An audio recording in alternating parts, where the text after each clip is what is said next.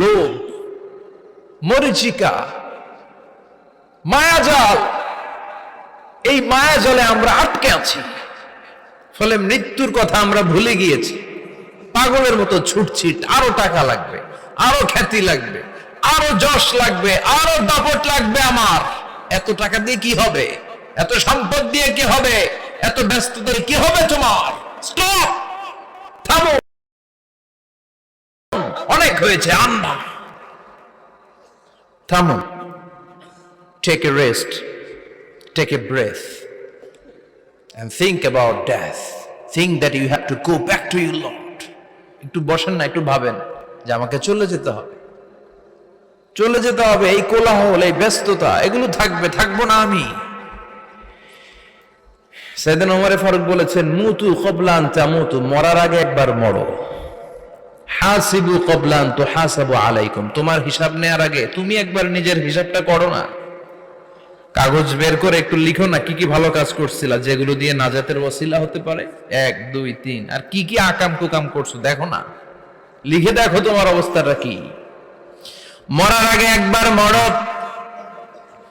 মরার আগে খাটের মধ্যে শুয়ে শটান করে চোখ বন্ধ করে একবার মরার ভান করে দেখেন কেমন লাগে।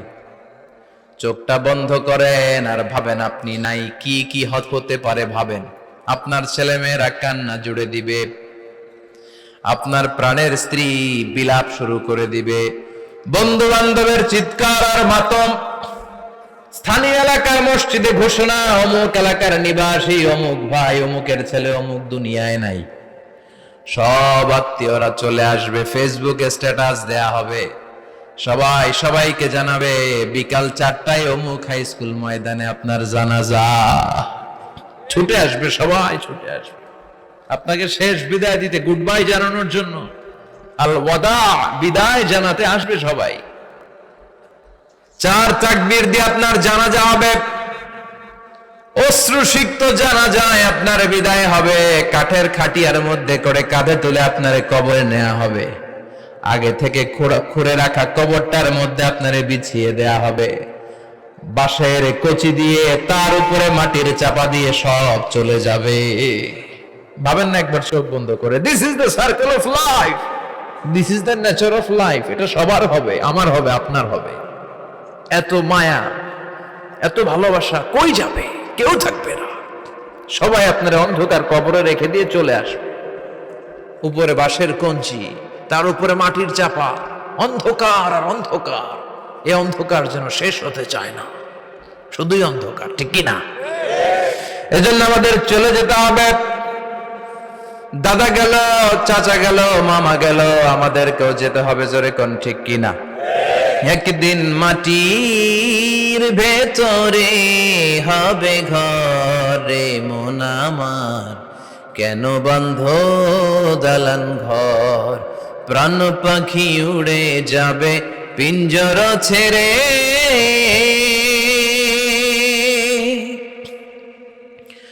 ধরা ধামে সবই রবে, তুমি যাবে চলে। বন্ধু বান্ধব যত, মাতা পিতা যারা সুত, সবই হবে তোমার পরে। মন আমার কেন বন্ধ দালান ঘর, একদিন মাটির ভেতরে হবে ঘর। মন আমার কেন বন্ধ দালান ঘর, কিনা? সব থাকবে, চলে যেতে হবে আমাদেরকে। এজন্য আখিরাতের কথা যেন আমাদের স্মরণ হয়। বিশ্বনবী বলতেন, নাহাইতুকুম আন জিয়ারাতিল কুবুর, আমি তোমাদেরকে কবর জিয়ারত করতে আগে নিষেধ করতাম, কিন্তু এখন নিষেধাজ্ঞা প্রত্যাহার করে নিলাম। এখন সব সময় তোমরা কবরের সামনে যাবা আর জিয়ারত করবা। কবরস্থান জানতো? বড়ুয়া কৃষ্ণপুরের এই গ্রামের কবরস্থান আছে কোন দিকে? পূর্ব দিকে আছে, গোখরার জলের ওদিকে। যান আপনারা, একটু যাবেন, একটু গেলে আখিরাতের কথাটা স্মরণ হবে। ওখানে ছোট শিশুরা শুয়ে আছে, কিশোর যুবকরা আছে, আপনার মতো তাগড়া যুবক, মুরব্বীরা আছে। এরা এই এলাকায় থাকতো, এরা আকাশ থেকে নেমে আসে না, এই এলাকার সন্তান, আজ নাই। একটা সার্টেন পিরিয়ড শেষে আপনিও থাকবেন না। This is the nature of life, this is the circle of life. ছোট্ট শিশু হয়ে এসেছিলেন, শৈশব, কৈশোর, যৌবন, প্রৌঢ়ত্ব। আগে ছিলেন সিঙ্গেল, বিয়ে করে হয়ে গেলেন ডবল। এরপরে আল্লাহ আপনাকে একটা মেয়ে দিল, এরপরে মেয়েকে বিয়ে দিয়ে শ্বশুর হলেন, এরপরে ওই মেয়ের ঘরে সন্তান হতে নানা হলেন। আর কতদিন? অনেক দিন হলো তো, অনেক লম্বা সময় পেয়েছেন আপনি। Think about death. এবার যাওয়ার কথা ভাবেন, আখিরাতের সামানের কথা ভাবেন, ফিরে যেতে হবে। কি শক্তিশালী যুবক, বার্ধক্য চলে আসলে লাঠি ছাড়া চলতে পারে না। কুচকুচে কালো দাড়ি সাদা হয়ে যায়, দাড়ির শুভ্রতা, বয়সের ভার, রং ধরা যৌবন জং ধরে শেষ, ঠিক কিনা? This is the circle of life. যুবক ভাইয়ের এটাই জীবন, চলে যেতে হবে, কেউ থাকতে পারবে না, ঠিক কিনা? এটা রিমাইন্ডার আল্লাহ এই সূরার ভেতরে দিয়েছেন যে তোমাদেরকে ফিরে যেতে হবে। এই লোভ লালসা ছেড়ে দাও। রব্বুল আলামিন বলেন, আলহাকুমুত তাকাসুর হাত্তা যুরতুমুল মাকাবির। ও গোলাম, দুনিয়ার সম্পদ, লোভ লালসা তোদেরকে পাগল বানিয়ে দিয়েছে। এই লোভ পাগলামি কোনোদিন তোদের থামবে না যতদিন না তোরা কবরে ঢুকবি, ঠিক কিনা? কার কথা? আল্লাহ বললেন, দুনিয়ার সম্পদ আর লোভ আর মোহে তোমরা গাফেল হয়ে গিয়েছো। আখিরাতের কথা বেমালুম তোমরা ভুলে গিয়েছো। কিন্তু আখিরাতে তোমাদের যেতেই হবে, কবরের বাড়িতে তোমাদের ঢুকতেই হবে, ঠিক কিনা? যেতেই হবে। আমরা ভুলে যাই। আলহাকুমুত তাকাসুর, অতিরিক্ত পাওয়ার লোভ, বেশি বেশি খাওয়ার লোভ, বেশি বেশি জমানোর লোভ মানুষকে গাফেল বানিয়ে দিয়েছে। এটা মানুষের স্বভাব। আরো চাই, আরো চাই, এই স্বভাবটা আছে না নাই? দেখবেন ছোট বাচ্চারা মসজিদের দোয়া অনুষ্ঠান শেষে জিলাপি দেয় না? বরে কৃষ্ণপুর কি দেয়? আগে বাতাসা দিত না, এখন কি দেয়? জিলাপি দেয়, মিষ্টি দেয়। তো মসজিদের 2-3 গেট থেকে যদি দেয়, ছোট বাচ্চারা দেখবেন এদিক দিয়ে কয়েকটা নিয়ে আবার ওই গেটে লাইন ধরে। ওর হাত হলো ছোট হাত, ওর হাত ভর্তি জিলাপি, আর নেওয়ার জায়গা না, এরপর আরেক জায়গায় লাইন ধরছে, আরো লাগবে, আরো লাগবে। এই আরো আরো আরো চাই, এই স্বভাবটাই মানুষকে কুড়ে কুড়ে শেষ করে দিয়েছে। এত লাগবে কেন তোমার? চাহিদার কোনো শেষ নাই। Unlimited demand of human being. যার আছে বেশি তার চাই বেশি।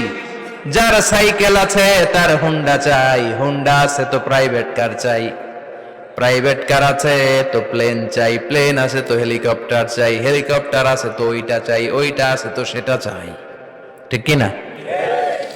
এলাকার মেম্বার যে হয়েছে চেয়ারম্যান হতে চায়, আছে না নাই? চেয়ারম্যান সাহেব এমপি হতে চায়, আছে না নাই? এমপি সাহেব মন্ত্রী হতে চায়, আছে না নাই? মন্ত্রী সাহেব প্রধানমন্ত্রী হতে চায়, আছে না নাই? কিন্তু এই দেশে সুযোগ নাই। কথা কন। এই দেশে প্রধানমন্ত্রী সিলেক্টেড। 2-3 জনের বাইরে কেউ প্রধানমন্ত্রী হতে পারবি না, ঠিক কিনা? আমার এই জীবনে তো আমি 2-3 জনই দেখলাম। বেগম খালেদা জিয়া, মাননীয় প্রধানমন্ত্রী শেখ হাসিনার ছোট্টবেলা দেখেছি এরশাদকে, আমরা তখন ছোট। তো মানুষের চাহিদার কোনো শেষ নাই, যার আছে বেশি তার চাই বেশি। এজন্য বিষ্ণু বলেছেন, উনজুরু ইলা মান হুয়া আসফালা মিন, তোমার চেয়ে যে খারাপ আছে ওর দিকে তাকাও। ওয়ালা তানজুর মান হুয়া আ'লা মিন, তোমার চেয়ে যে ভালো আছে ওর দিকে তাকায়ও না, তোমার চেয়ে যে খারাপ অবস্থানে আছে ওর দিকে তাকাও। অনেকে নিজের অবস্থান নিয়ে সুখী না, এরকম আছে না নাই? আল্লাহ আমার এটা দিল না রে, ওইটা দিল না রে, পাইলাম না রে, কিচ্ছু হয় না, কি করব জীবনে, হতাশ। আসলে আছে কিন্তু অনেক, কিন্তু শুকরিয়া নাই, ডাকাত, ঠিক কিনা? নিজের অবস্থান নিয়ে সুখী না, কিন্তু অনেক লোক আছে তারা আপনার অবস্থানে পৌঁছতে চায়। তাদের দিকে তাকিয়ে দেখেন, আপনি যে অবস্থানে আছেন এই অবস্থানে পৌঁছাটা অনেকের কাছে স্বপ্ন। তারা প্রতিনিয়ত সংগ্রাম আর স্ট্রাগল করে যাচ্ছে আপনার অবস্থানে পৌঁছতে, আর আপনি এটা নিয়ে সন্তুষ্ট না। শেখ সাদির নাম শুনেছেন? বালাগাল উলা কাশাফাত দুজা, এই কবিতাটার রচয়িতা ইরানের বিখ্যাত এক কবি। উনি একবার আর্থিক সমস্যার মধ্যে দিয়ে সময় কাটাচ্ছেন, টাকা নাই, পয়সা নাই, পায়ে দেওয়ার মতো জুতা নাই। উনি খুব দুঃখ পেলেন, হায় রে, আমি ইরানের এত বড় কবি, আমার পায়ে দেওয়ার মতো জুতা নাই। দুঃখ ভরা মন নিয়ে রাস্তায় হাঁটতে বেরোলেন। হাঁটতে হাঁটতে হঠাৎ দেখলেন একটা লোক শুয়ে শুয়ে কাঁদছে, ওই লোকটার দুইটা পাই নাই, পাই নাই। উনি সেজদায় পড়ে গেলেন, আল্লাহর কাছে ক্ষমা চাইলেন, আল্লাহ অনেক দিয়েছ, শুকর আলহামদুলিল্লাহ। এজন্য যেই পরিস্থিতিতেই থাকি না কেন আমরা কি পড়ব? জোরে বলেন, কি পড়ব? এজন্য কানাতু মিনাল ইসলাম, অল্পে তুষ্ট থাকার নাম হলো ইসলাম। সম্পদ লাগবে কিন্তু সম্পদের পাহাড় লাগবে না, ঠিক কি না? অল্প খান, অল্প পড়েন, অল্প জামান, অল্পের ভেতরে বরকত ঢুকায়া দিছে কে? দেখবেন যাদের সম্পদ অল্প তারা সুখী বেশি। জরিপে এটা দেখা গিয়েছে, অনেক সার্ভেতে এটা এসেছে, যারা সম্পদশালী এরা দুঃখী বেশি, এদের দুঃখ বেশি, টেনশন বেশি। খুব স্বাভাবিক, টাকা যার বেশি রোগ তার বেশি, টাকা যার বেশি টেনশন তার বেশি, টাকা যার বেশি ঘরে শান্তি তার কম। আছে না নাই? ঘরের ভেতরে অশান্তি, ছেলে কথা শোনে না, ছেলে টানে গাঞ্জা, মেয়ে করে পরকিয়া। আছে না নাই? স্ত্রী কথা শুনে না, ভালোবাসা নাই, ঘরটা জাহান্নামের টুকরা। রোগ বালাই, এক একটা হসপিটাল বিল পরিশোধ করতে মাসে 5 লাখ 10 লাখ। আছে না নাই? কিছু খেতে পারে না, ডাক্তার একেবারে ডায়েট মেনু বেঁধে দিয়েছে। ডায়েট, ভেরি ডায়েট মেনু, এটা এটা এটা এটা কিছুই খাবেন না, শুধু গরু খাবেন না, খাসি খাবেন না, চিংড়ি খাবেন না, খালি ঘাস খাবেন, ইচ্ছে মতো ঘাস খাবেন, মানে ঘাস জাতীয় যত আইটেম আছে সব খাবেন, শাক খাবেন, সবজি খাবেন, সালাদ খাবেন। গরু, চিংড়ি, মুরগি, গোশত, ইলিশ কিছু খেতে পারে না। তাহলে রোগ বেশি, খাওয়ার মজা নাই, ঘরে সাংসারিক শান্তি নাই, খালি ব্যারাম আর ব্যারাম, ঠিক কিনা? কিন্তু সম্পদের পাহাড় ঘটেছে। আর অল্প যারা খায়, অল্প পড়ে, রিক্সাওয়ালা, কুলিওয়ালা, অল্প বেতনের চাকরি, কিন্তু হক হালালি মেনে চলে, দেখবেন শান্তি আছে অনেক। হ্যাঁ, বাসা ভাড়া দেয়, ফ্যামিলি চালায়, বাচ্চাদের স্কুল বিল, এরপরও মাস শেষে 1-2 হাজার টাকা হাতে থেকে যায়। আর ওর প্রতি মাসে 10 কোটি টাকা ইনকাম, তারপরও ব্যাংকের ঋণ আছে না নাই? সুখ কারে বলে? কিভাবে আপনি সুখকে ডিফাইন করবেন? সুখ তো টাকায় কিনা যায় না, শান্তি টাকা দিয়ে হয় না, শান্তি দেওয়ার মালিক কে? শান্তি আছে অল্প খেয়ে শুকর করার মধ্যে, শান্তি আছে আলহামদুলিল্লাহর মধ্যে। চিল্লায় বলেন ঠিক কিনা? এজন্য অল্প খাবো, অল্প পড়বো, অল্প জামাবো, অল্পের ভেতরে বরকত দিয়েছে কে? দেখেন, ধনী ভাইরা খেতে পারে না, কিন্তু রিক্সাওয়ালার কি সমস্যা হয়? রিক্সাওয়ালারা সব খেতে পারে, কুলিওয়ালা, দিন মজুর, এরা একেবারে স্লিম সুঠাম দেহি, মেদহীন পেট, পেটে কোনো মেদ নাই, ভুড়ি নাই। আর কোটিপতিদের মেদ আছে না নাই?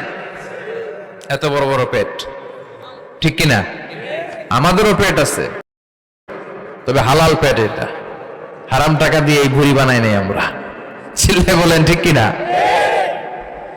রিক্সাওয়ালা, কুলিওয়ালা নিজেও নামাজ পড়ে, বউ নামাজ পড়ে, বাচ্চাটাও নামাজ পড়ে, রিক্সা চালায় আর জিকির করে লা ইলাহা